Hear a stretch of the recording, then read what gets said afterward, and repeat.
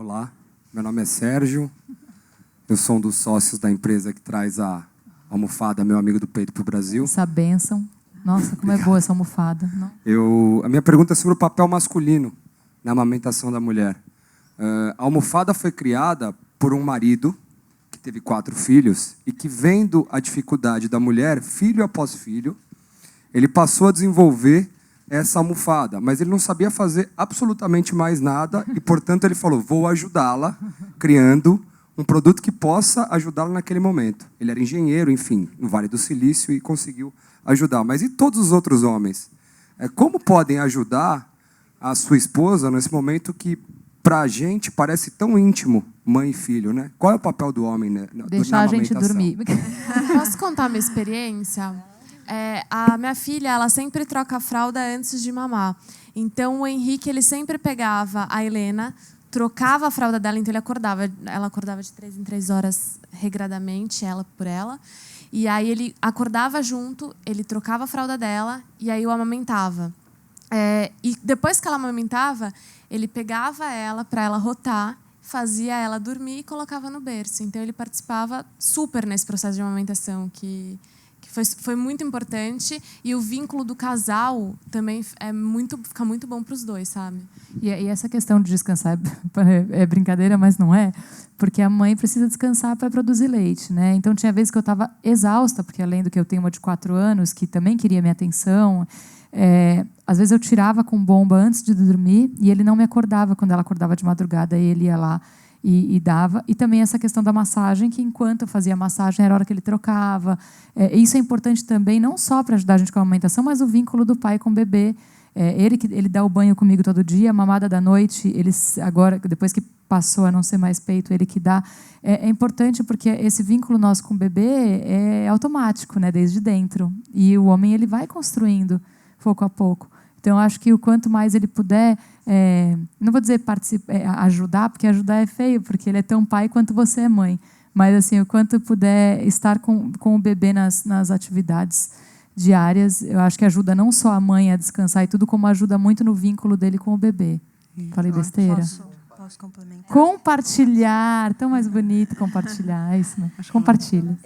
E tem assim, a questão social, né? Então, para a mulher fica o papel de cuidar, né? Então, o pai acaba se sentindo excluído um pouco desse momento, porque é a amamentação e é da mãe, né? A mãe que está ali, que pode fazer isso. Então, às vezes o pai acaba saindo um pouco de cena, mas ele é fundamental nesse momento. E é isso, é compartilhar, é estar junto, é perguntar o que eu posso fazer por você, né? Estar ali junto, é ouvir e é dividir, sim, os cuidados com o bebê.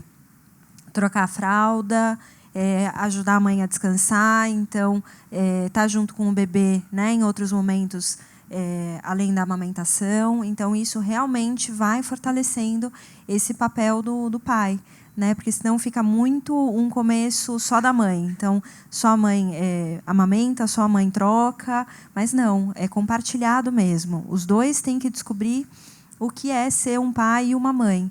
Então, essa prática, esse dia a dia, esse começo é fundamental.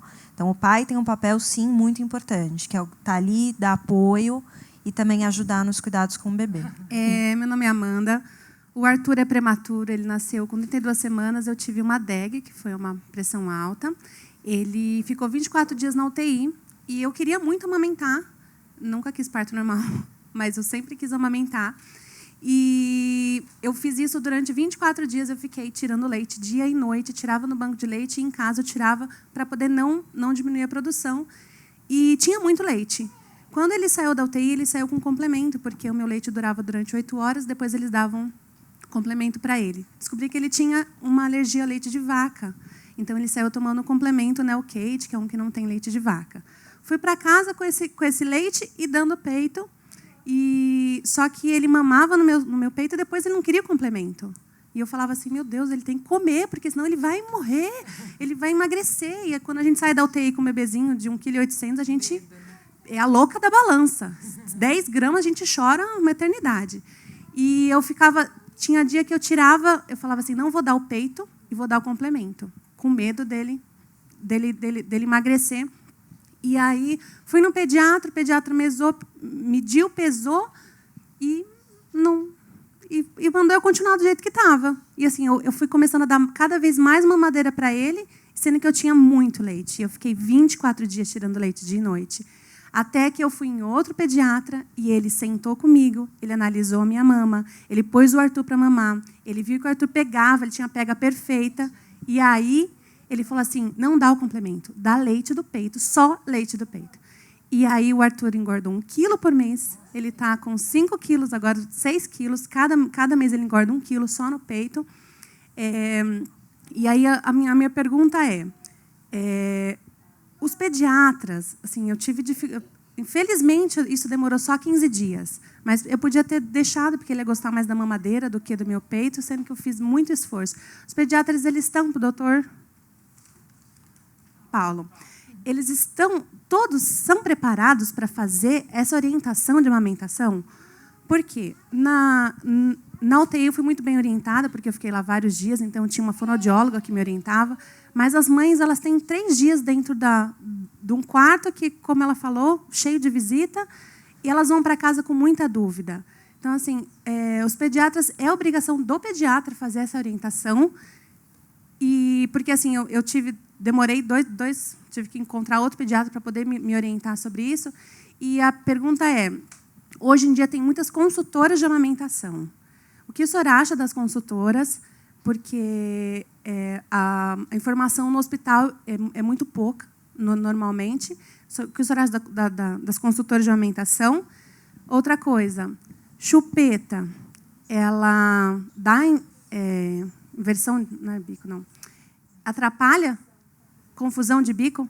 Isso é uma pergunta. E a outra coisa, ele sempre foi regrado, ele fazia cocô a cada 3, 4 vezes por dia, e do 4º mês para cá, ele agora está fazendo a cada 2, 3 dias.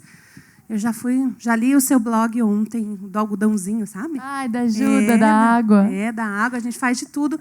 E assim, só que eu só pensando, explicar, tá? Para não falar que eu estou dando uma dica de colocar algodão em lugar nenhum, não. Não é invasivo, não. É só de pingar água morna entre o pipi, se for menino, né? Ou da uretrinha, se for menina. Naquele meinho para poder o esfíncter relaxar e fazer cocô. Mas eu já comecei a pensar se o meu leite estava ruim, o que eu estava comendo, que se eu tomo alguma coisa diurético para sair no... Então, muita pergunta. Bom, primeira coisa, os pediatras, a maioria, numa consulta, não se atentam a essa questão da amamentação, mas deveriam, você tem razão. Muitos acham até mais conveniente que você vá dar um complemento, que sabe que vai engordar, mesmo que aquilo é muito mais fácil, muito mais cômodo, embora tenha todo um lado negativo que já foi amplamente... E a gente estava falando da formação, né? A formação na faculdade de medicina, tanto para o pediatra quanto para o obstetra, não vai muito para o lado da amamentação. A gente não tem curso de amamentação na faculdade. Isso deveria ser mais incentivado, deveria ter um curso, pelo menos de uma semana, para falar um pouco de amamentação. Isso não é falado para nós. Tudo que a gente sabe vem depois, a gente aprende depois, por interesse nosso na amamentação, porque isso não é focado nas faculdades de medicina. Então, tem falha mesmo. Então, mas talvez seja o ponto principal numa primeira consulta, na primeira semana, 10º dia de vida, seja essa questão das mamadas. É super importante, né? Quem eu conheço, a maioria dos pediatras de bom nível, todos perdem muito tempo falando de amamentação, mas seguramente não é todo mundo que se atenta a isso. Então, realmente, o teu primeiro pediatra não se atentou, o segundo já foi o normal, é como deveria ser, não foi nada excepcional, é como tem que ser mesmo, né? Qual era a segunda questão mesmo? Consultores de amamentação.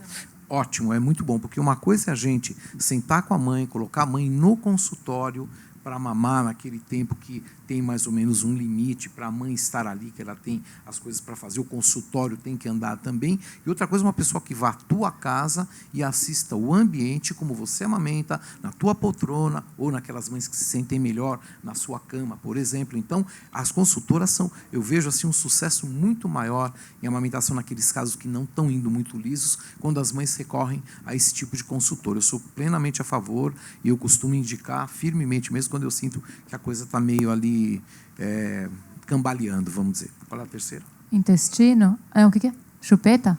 Chupeta. A chupeta é assim, a medicina era uma ciência de verdades transitórias, né? Então já se execrou a chupeta até que se percebeu que a chupeta faz prevenção de morte súbita. Se você usar a chupeta em 12 mil crianças, você evita uma morte. Então, pera um pouquinho, a gente sabe que, estatisticamente, chupar chupeta antes de 14 dias aumenta a chance de desmame e aumenta a chance de otite lá para frente.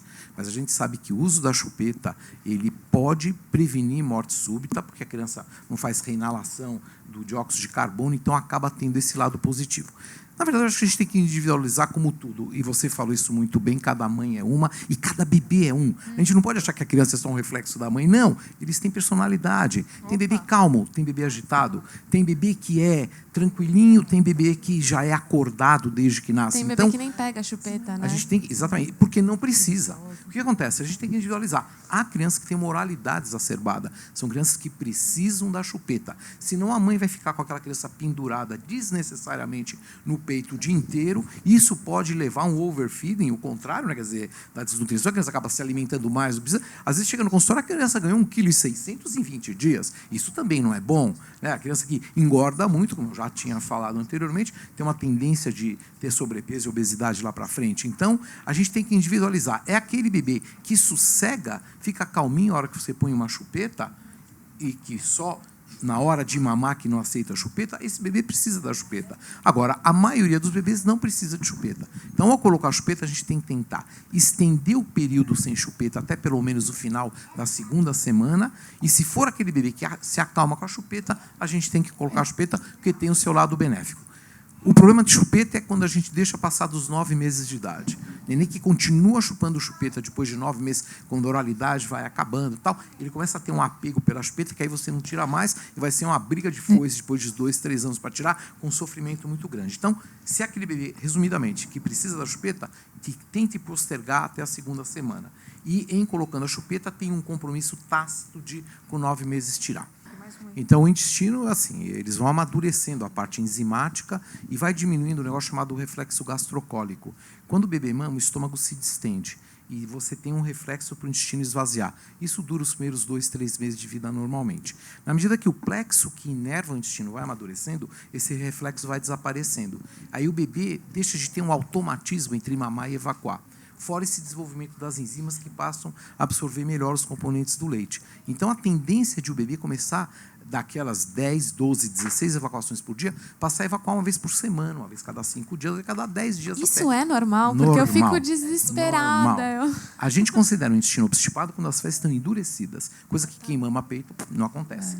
Então, se você percebe que o bebê tem desconforto, e eles podem ter porque não estão evacuando, você deve estimular a evacuação desse jeito. Por quê? Não para o bebê evacuar, mas para o bebê evacuar e eliminar os gases, que é o que dá o desconforto. E qual a fórmula certa assim, para eliminar esse desconforto? O supositório de glicerina seria um? O supositório de glicerina é um estímulo. Esse estímulo com água morna é maravilhoso. Ser... Tudo funciona, só que você tem que estar prevenida para levantar a fralda no momento, porque são jatos inesquecíveis que você toma na cara, na roupa. Só tem que ter o reflexo rápido. Mas, para mim, eu nunca precisei de supositório porque eu fazia isso. Você esquenta a água... eu, no caso, coloco um pouquinho de dermacide infantil, mas bem pouquinho, para ficar um cheirinho melhor. E aí eu espremo a água morninha entre, no caso dela, a pererequinha e o furiquinho. Você deixa escorrer ali, porque aí relaxa o esfíncter e o bebê consegue colocar para fora. Isso... Só resumindo, isso é normal, viu? Todo bebê tem isso e a gente intervém quando há desconforto, né? Porque o bebê engole ar quando mama, não sabe eliminar aquele ar e os gases que distendem a alça intestinal e dão desconforto. Então, você estimula quando há desconforto. O bebê está uma semana sem evacuar, a barriga está molinha, o bebê está bem, deixa lá, não precisa fazer nada. A introdução alimentar também, que é a minha fase agora, a Júlia ficou 4 dias, quase 5, sem fazer. E aí eu percebi que ela estava fazendo força e quase chorando. Aí, quando eu fiz de novo, e aí saiu sólido, mas saiu sólido porque eu dou fórmula e outro porque tratava com legume e tal, e aí demora para o corpo entender o que é aquilo, né? Eu acho que é bem por aí. A flora, quando o bebê vem só com leite, ele tem um tipo de bacilo no intestino que ajuda o intestino a funcionar. Uma pera que você dê já aniquila metade dessa flora. Então, caindo esses lactobacilos, bifidobactérias, você acaba tendo menos estímulo para o intestino funcionar. Depois que recolonizou o intestino volta a funcionar. Mas no início, realmente, isso a gente vem todo bem. Começou a comer, e a mãe fala, puxa, mas só mamava leite, o intestino era bom, agora come fruta, toma sopinha de legume e está desse jeito. É pela mudança da flora, não por quê? Porque agora come até mais fibra do que comia.